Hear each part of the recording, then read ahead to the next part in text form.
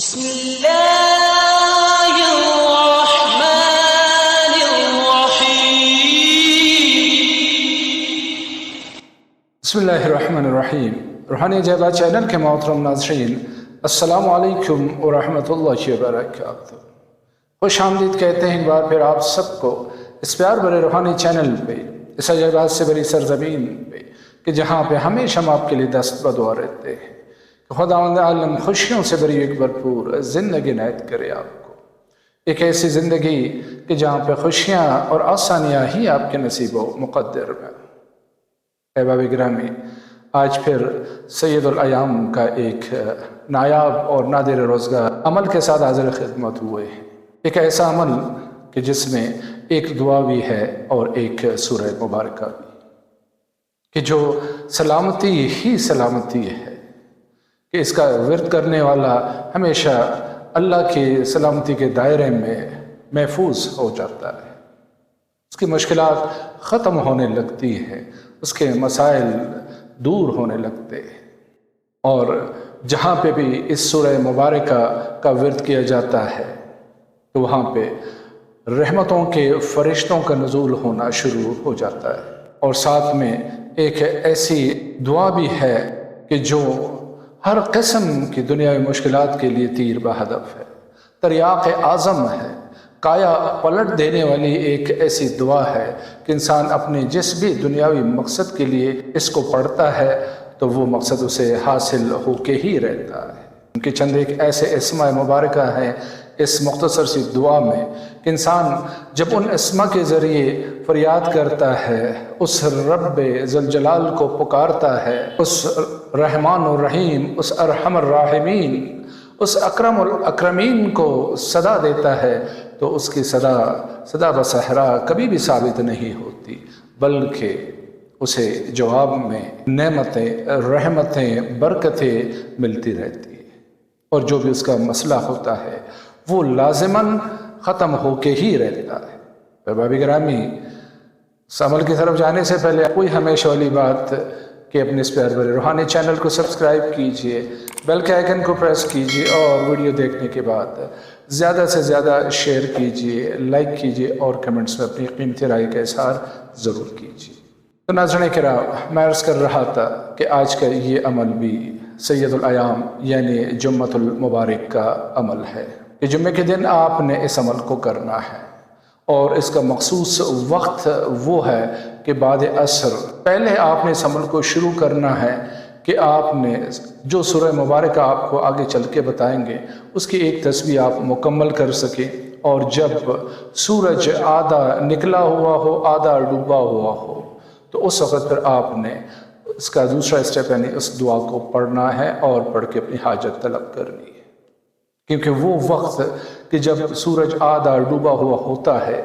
ایک ایسا مخصوص وقت ہوتا ہے کہ جو قبولیت دعا کے لیے انتہائی مؤثر وقت ہوتا ہے، اور روایات میں ہے کہ جگر گوشہ رسول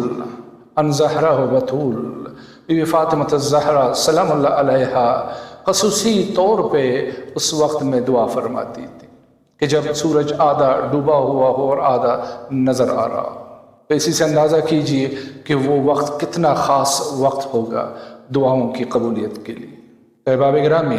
عمل کو نوٹ کیجئے اور اسے اپنے کسی بھی معاملے میں، کسی بھی دنیاوی معاملے کے لیے آپ اس سے استفادہ کیجئے، اور ہمیں اپنے خیر کی دعاؤں میں یاد رکھیے گا۔ تو عرض خدمت ہے کہ روز جمعہ جب آپ تمام اعمال سے، نماز جمعہ وغیرہ سے فارغ ہو جائیں، مرد حضرات کی بات کر رہا ہوں، باقی خواتین جو ہے اس وقت کو نوٹ کر لیں کہ آپ نے اس عمل کو بعد عصر اس وقت انجام دینا ہے کہ جب آپ سورہ مبارکہ، سورہ قدر یعنی سورہ انا انزلناہ فی لیلۃ القدر کی ایک تسبیح مکمل کر سکیں۔ تو اس چیز کا دھیان رکھیے گا کہ یعنی جب آپ کا 100واں عدد پورا ہونے لگے سورہ مبارکہ انا انزلنا کا، تو اس وقت وہی وقت ہو کہ سورج آدھا ڈوبا ہوا ہو اور آدھا نظر آ رہا ہو، تو آپ نے پہلے 11 مرتبہ درود شریف اور پھر اس سورہ مبارکہ سورہ انا انزلناہ فی لیلۃ القدر کا ورد شروع کرنا ہے۔ پوری سورہ مبارکہ 100 مرتبہ آپ نے اس کا ورد کرنا ہے۔ جب آپ کی یہ تسبیح مکمل ہو اور وہ وقت آپ کے سامنے آئے، اس کا ایک طریقہ، آسان سا طریقہ یہ ہے کہ کسی بھی دن آپ صرف 10 مرتبہ پڑھ کے دیکھ لیجئے کہ آپ کے ایک آدھ دو کتنے منٹ لگتے ہیں، تو اس کو 10 سے ضرب دیں، آپ کو اندازہ ہو جائے گا کہ آپ کی 100 کی تعداد کتنے منٹس میں مکمل ہو سکتی ہے، اور اس کے بعد پھر آپ اسی ٹائمنگ کو مد نظر رکھتے ہوئے اس عمل کا آغاز کیجیے، تو انشاءاللہ آپ ٹھیک اسی وقت یعنی سورج غروب ہونے کے وقت آپ اس عمل کے دوسرے اسٹیپ تک آسانی سے پہنچ سکیں گے۔